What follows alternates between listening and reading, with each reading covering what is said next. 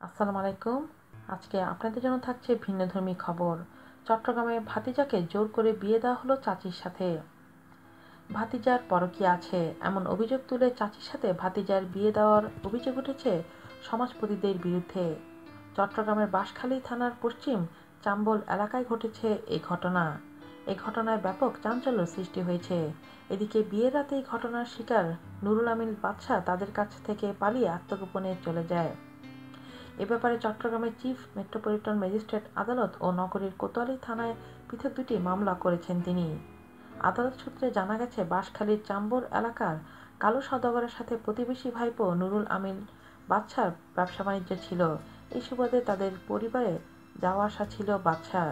সম্প্রতি কালু সওদাগর অসুস্থ হয়ে মারা গেলে তার আগের ঘরের সন্তানরা তাদের সৎ মায়ের সাথে বাদশার পরকীয় সম্পর্ক আছে এমন অভিযোগ তুলে 20শে জানুয়ারি জোর করে 5 লাখ টাকা কাবিনে বাদশার সাথে সৎ মায়ের বিয়ে দেয়। পরে ওই রাতেই বাদশা পালিয়ে পলাতক জীবনযাপন করছেন। নুরুল আমিন বাদশা একটি দৈনিককে জানিয়েছেন, এলাকার একটি প্রতারক চক্র আমাকে অপহরণ করে বিধবা 7 সন্তানের জননী রোজিয়া বেগমের সাথে জোর করে বিয়ে পড়িয়ে দেয়। তারা 5 লাখ টাকা চাঁদা দাবি করেছে।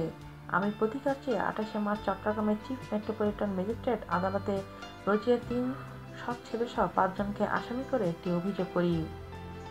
আদালত তা তদন্ত করে ব্যবস্থা নিতে বাঁশখালী থানাকে নির্দেশ দিয়েছেন। এদিকে প্রতিনিয়ত রোজিয়ার সৎ সন্তানরা কাবিনে 5 লাখ টাকা পরিশোধের জন্য বাদশাকে চাপ প্রয়োগ করছে বলে বাদশার মা শামসুন্নাহার জাহান বলেন, রোজিয়া ও তার সৎ ছেলেরা আমাদের সপরিবারে হত্যার হুমকি দিচ্ছে। প্রায় সময় বাড়িতে এসে মারধর ও লুটপাটও চালাচ্ছে। আজ এ পর্যন্তই। ভালো থাকবেন। আল্লাহ হাফেজ।